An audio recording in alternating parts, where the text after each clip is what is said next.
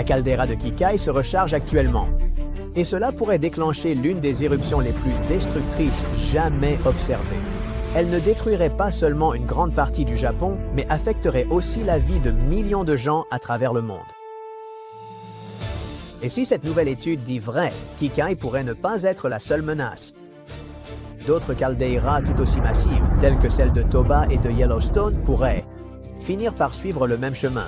La caldeira de Kikai est un système volcanique actif situé près de l'île de Kyushu. Contrairement au volcan classique avec un sommet visible, une caldeira est un cratère géant issu d'éruptions passées. Dans le cas de Kikai, une grande partie est sous l'océan. Il est donc difficile de savoir quand elle entrera en éruption. Mais des scientifiques viennent de trouver une vaste chambre magmatique en dessous, et elle se remplit lentement. C'est très inquiétant car nous parlons de l'un des systèmes volcaniques les plus dangereux de la planète. Il y a environ 7300 ans, elle a provoqué la plus grande éruption de notre ère géologique actuelle. Elle a projeté des cendres et des roches sur plus de 4400 km². C'est environ 3 fois la taille de Los Angeles. Cet événement volcanique massif est connu sous le nom d'éruption d'Akaoya et a probablement totalement anéanti et décimé le peuple Jomon qui vivait là à cette époque. Kikai n'a rien fait d'aussi dramatique depuis lors. Mais le prochain événement majeur pourrait être imminent ou très proche dans le temps, car cet immense réservoir de magma géant est probablement celui qui a alimenté l'éruption d'Akaoya.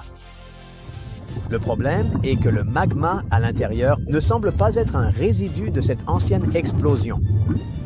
Il semble tout neuf.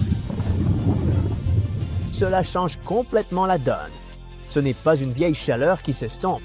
C'est un grand volcan qui se recharge, ce qui soulève de nouvelles inquiétudes sur une future éruption.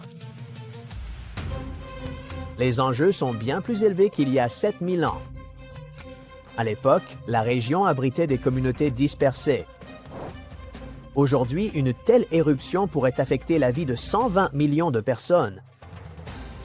Les cendres couvriraient une zone immense, détruisant les maisons et coupant l'électricité, le gaz et l'eau. Cela bloquerait aussi les routes et autoroutes, paralysant les transports et coupant les vivres. La destruction ne s'arrêterait pas au Japon. Cela pourrait aussi déclencher des tsunamis et des tremblements de terre par la suite. En même temps, les cendres pourraient bloquer la lumière du soleil et faire baisser les températures mondiales. Cela endommagerait les récoltes, entraînant des pénuries alimentaires mondiales et des pertes économiques majeures. Même si rien de tout cela n'arrive, cette découverte reste importante.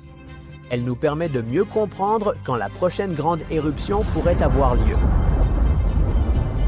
Les chercheurs veulent maintenant affiner les méthodes qui ont si bien fonctionné dans cette étude pour mieux comprendre comment les systèmes volcaniques se rechargent.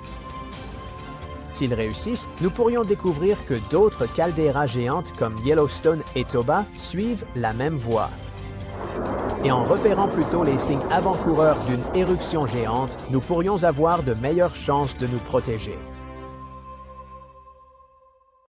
Depuis près de 700 000 ans, le volcan Taftan est parvenu à faire croire à tous qu'il était éteint. Or, de récentes observations satellitaires révèlent que son sommet s'élève, comme si une force interne l'étirait, le faisait basculer et lui arrachait un craquement après la plus longue torpeur imaginable. Cette évolution inquiète les scientifiques. Examinons donc si elle doit également vous alarmer. Les volcans peuvent se réveiller lorsque des séismes les secouent ou que des tempêtes perturbent les eaux souterraines. Pourtant, les chercheurs ont vérifié. Aucun séisme majeur ni précipitations intenses n'ont été relevés dans le sud-est de l'Iran où il se situe. Il faut donc attribuer ce mouvement à une pression de gaz ou de magma. C'est comparable à une canette hermétique qui chauffe de l'intérieur.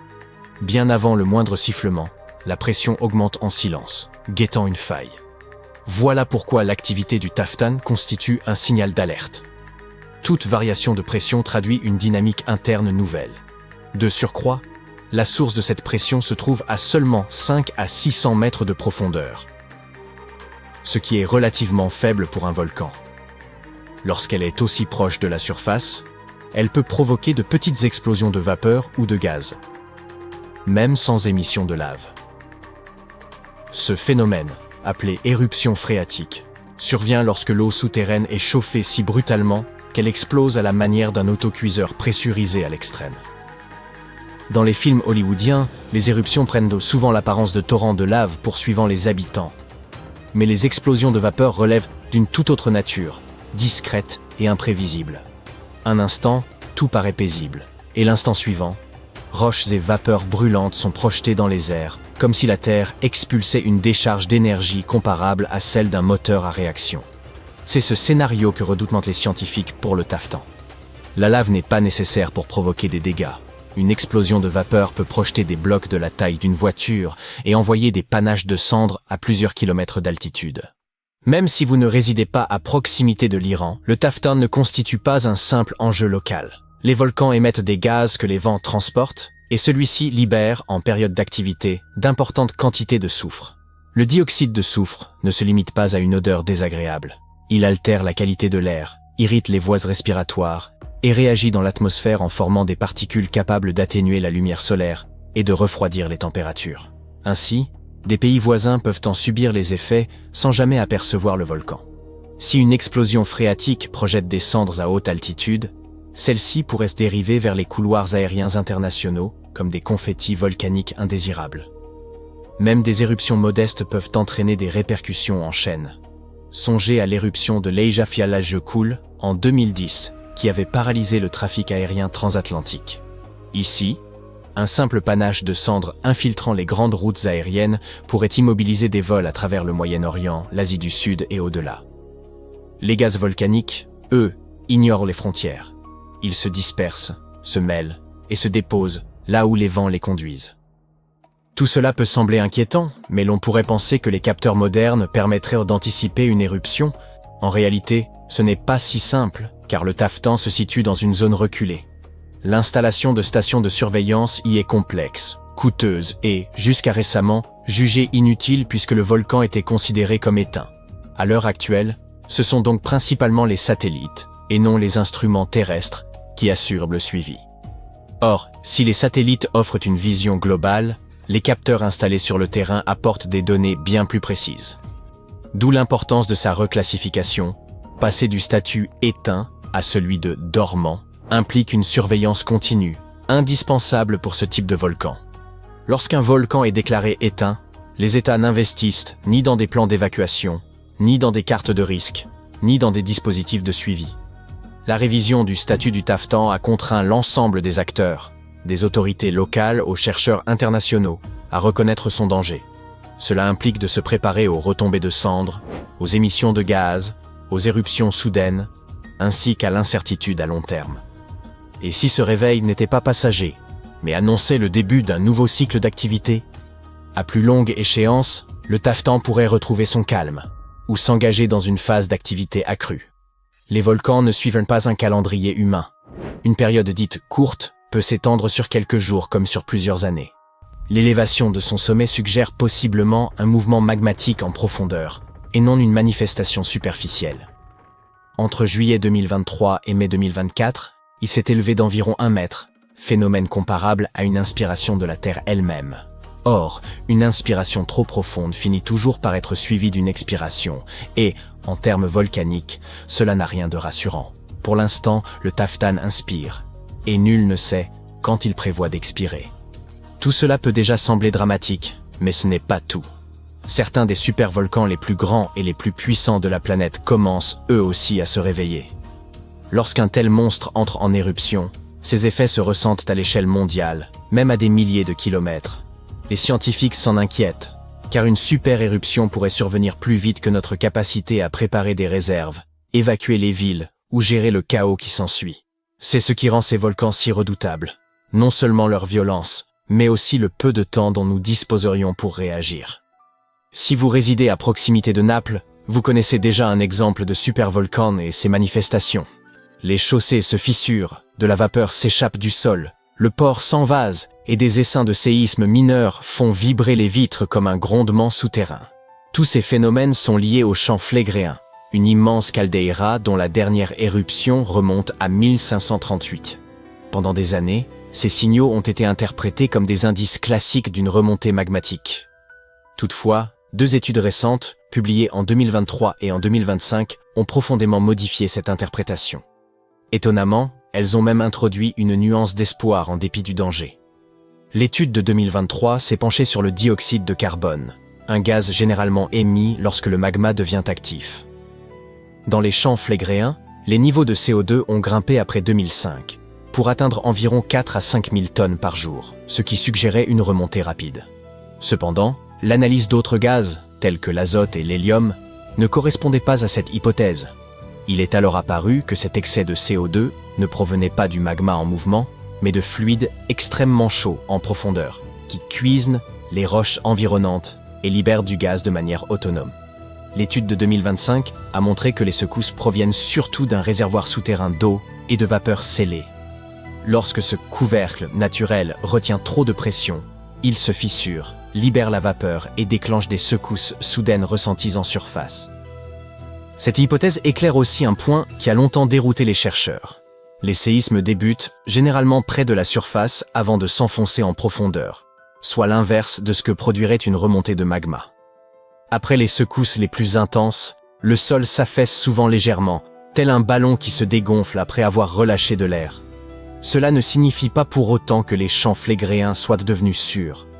Le magma demeure enfoui en profondeur et des explosions de vapeur peuvent toujours projeter roches, cendres et gaz brûlants sans le moindre signe préalable de lave. Ce qui a réellement évolué, c'est la manière dont les scientifiques envisagent le risque. Observer passivement ne suffit plus. Si l'humanité ne disposait que d'une année d'alerte avant une super éruption, elle serait mise en grande difficulté. Constituer des réserves, déplacer des populations, préserver les chaînes d'approvisionnement, tout cela deviendrait presque ingérable. Toutefois, il n'y a pas lieu de céder à la panique, car ces éruptions restent extrêmement rares. La dernière remonte à environ 26 500 ans en Nouvelle-Zélande. En moyenne, elles surviennent une fois tous les 100 000 ans. Mais, comme on l'a dit, la Terre n'obéit à aucun calendrier. Ces événements peuvent se rapprocher, puis laisser place à de très longues périodes de calme. Au cours des 100 000 dernières années, 2 super-éruptions majeures ont marqué la planète. Il y a environ 74 000 ans, le volcan Toba, en Indonésie, est entré en éruption avec une telle violence qu'il a dispersé des cendres à travers l'Asie, refroidi le climat mondial, et peut-être poussé les premiers humains jusqu'au bord de l'extinction.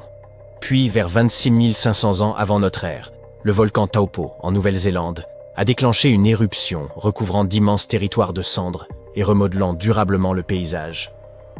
La possibilité qu'un tel événement survienne plus tôt que prévu demeure réelle, et c'est précisément cette incertitude qui empêche les scientifiques de dormir. Les supervolcans les plus grands et les plus méchants de notre planète se réveillent. Lorsqu'ils entreront en éruption, vous le remarquerez certainement, même si vous vivez à des milliers de kilomètres de l'épicentre. Les scientifiques craignent que nous n'ayons pas assez de temps pour nous préparer et faire face aux conséquences d'une super éruption. On observe une activité volcanique près de la ville italienne de Naples.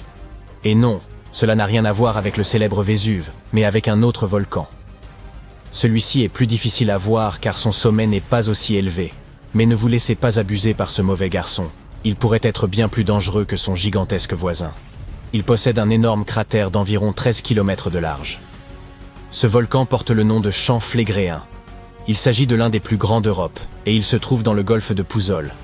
Les champs flégréens sont entrés en éruption il y a 39 000 ans, avec une explosion si massive qu'elle a répandu des cendres dans toute la région méditerranéenne.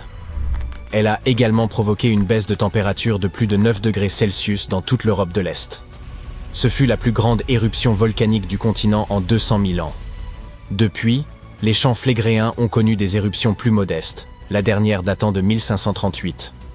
Aujourd'hui, la région regorge de petits cratères, de sources d'eau chaude et de bassins bouillonnants qui prouvent que ce supervolcan est toujours bien vivant et qu'il ne nous a pas oubliés. Depuis le début des années 2000, le sol du cratère géant et de la ville voisine s'élève lentement de 3 à 4 cm par an. Au moins 150 tremblements de terre ont secoué cette zone ces derniers temps. En mai 2024, un séisme d'une magnitude de 4,4 s'est produit dans la région, le plus important des 40 dernières années. Les habitants ont dû quitter leur maison et camper à l'extérieur car ils craignaient d'autres tremblements de terre. Personne ne sait comment les champs flégréens se comporteront dans les mois et les années à venir. Alors les autorités organisent des exercices d'évacuation pour préparer la population au pire. Mais ce volcan italien ressemble à un chaton innocent comparé à la caldeira de Yellowstone. Pour qu'un volcan mérite le titre de supervolcan, il doit être capable de produire des éruptions catastrophiques et d'éjecter d'énormes quantités de magma, de cendres et de gaz volcaniques. Le géant de Yellowstone répond à ces critères. Même s'il bouge de temps en temps, ce supervolcan américain n'est pas entré en éruption depuis 640 000 ans. Mais lorsqu'il se réveillera, il le fera probablement avec une puissance incroyable, équivalente à celle que peuvent produire 10 énormes centrales nucléaires. Sous le sol de Yellowstone, il y a une zone très chaude remplie de roches en fusion, le magma. Au fur et à mesure que toute cette matière brûlante se déplace dans ce que l'on nomme la chambre magmatique, le sol au-dessus commence à se gonfler et à s'élever. Lorsque le magma se refroidit, le sol s'affaisse.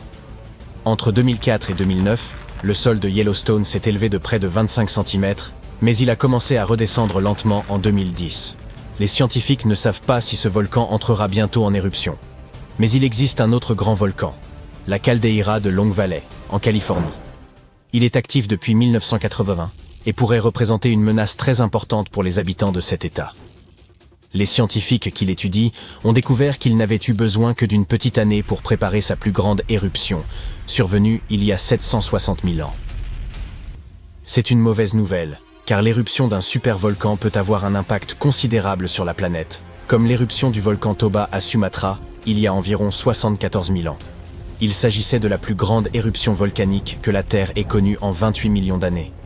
Elle a recouvert une partie de l'Indonésie, de l'Inde et de l'océan Indien d'une épaisse couche de débris volcaniques, comme une couverture de 15 cm. La quantité de roches rejetées correspondait à près de 3 millions d'Empire State Buildings, empilés les uns sur les autres. Le cratère géant créé à cette occasion est toujours visible depuis l'espace. Toute la cendre ainsi que des gaz se sont élevés dans l'air et ont bloqué une partie de la lumière du Soleil. Résultat, un hiver volcanique qui a duré entre 6 et 10 ans. Certains scientifiques pensent que cette éruption a pu affecter les premiers hommes. À l'époque de l'éruption du Toba, la population humaine a connu une chute brutale. Certains affirment même que, pour cette raison, les hommes modernes sont tous issus d'un petit groupe de survivants. Selon la théorie de la catastrophe de Toba, la plupart des premiers hommes d'Europe et d'Asie n'ont pas survécu au climat froid et rude qui a suivi l'éruption. Seuls quelques chanceux, en Afrique, auraient surmonté cette épreuve.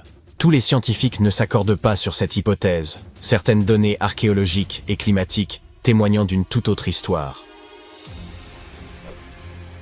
Un autre volcan qui a profondément changé le monde est le Tambora, en 1815. L'année qui a suivi est entrée dans l'histoire comme l'année sans été. Il faisait froid et pluvieux, et il y avait de la neige et du gel jusqu'en plein mois d'août, surtout en Europe et en Amérique du Nord. Cela s'explique par le fait que le volcan a rejeté des quantités énormes de dioxyde de soufre dans le ciel. Le gaz s'est ensuite répandu dans le monde entier, ce qui a eu pour effet de refroidir la planète. L'éruption du Tambora a également provoqué des tsunamis dévastateurs qui ont coûté la vie à près de 10 000 personnes.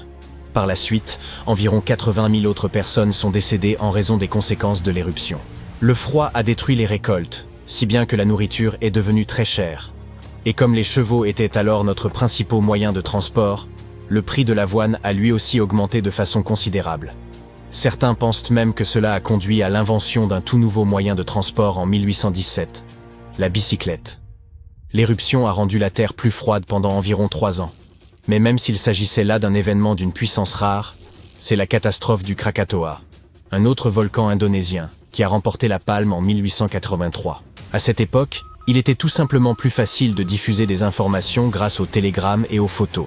Son explosion finale fut le bruit le plus puissant jamais enregistré dans l'histoire. Les gens ont pu l'entendre sur 10% de la surface totale de la Terre. L'éruption a déclenché un tsunami dont les vagues ont atteint la moitié de la hauteur de la Statue de la Liberté. Si nous n'avions que 12 mois pour nous préparer à l'éruption d'un supervolcan, il nous serait vraiment difficile de stocker suffisamment de nourriture pour tout le monde.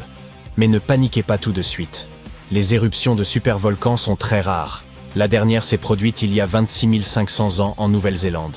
Les scientifiques pensent qu'une super-éruption se produit en moyenne une fois tous les 100 000 ans. Mais ce qui est triste, c'est que la Terre ne suit pas une chronologie parfaite. Il pourrait y avoir des super-éruptions avec des intervalles plus courts et des périodes de calme plus longues.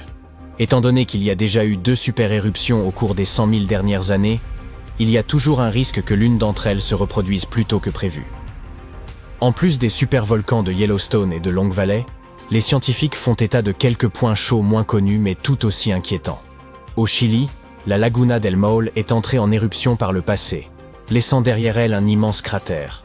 Au cours des 20 dernières années, le sol s'est mis à s'élever de près de 0,3 mètres par an, soit très rapidement. Certaines personnes s'inquiètent du fait que cela pourrait être le signe d'une grande éruption à venir. Mais les scientifiques affirment qu'il n'y a pas encore assez de magma pour qu'une catastrophe survienne. En Bolivie, le volcan Uturuncu se réveille également. Il fait partie d'un groupe de volcans qui ont fait parler d'eux par le passé. Depuis les années 60, le sol autour de l'Uturuncu se soulève, mais la dernière éruption remonte à 250 000 ans. Même si le magma remonte, il n'y a pas lieu de s'inquiéter pour l'instant. La probabilité qu'une super éruption se produise au cours de notre vie est de 1 sur 1400, ce qui est assez faible, et il n'y a donc pas de raison de s'alarmer outre mesure. Mais tout comme quelqu'un gagne à la loterie chaque semaine avec de très faibles chances, une super éruption pourrait se produire un jour ou l'autre. Et lorsqu'elle se produira, nous devrons absolument être prêts.